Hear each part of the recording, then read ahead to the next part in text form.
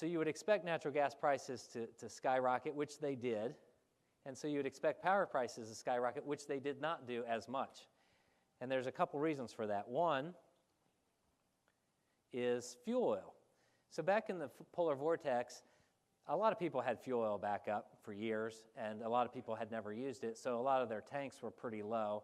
And so when they went to rely on fuel oil, one, they used it quickly, and two, they didn't have the contracts necessarily in place or freshened up, so they couldn't refuel their tanks quick enough.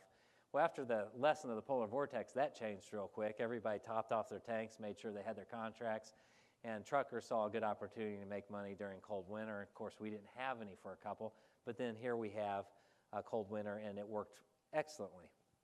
Two, PJM put in those market rules that I was talking about to make sure that you have fuel when needed, and they don't care about your gas pipeline situation.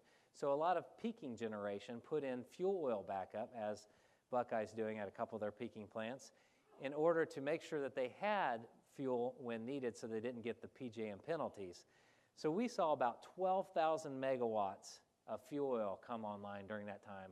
And fuel oil, based on where it would have been in the tanks, is probably about $15 per MMBTU, equivalent to natural gas. So the fuel oil backups really helped a lot.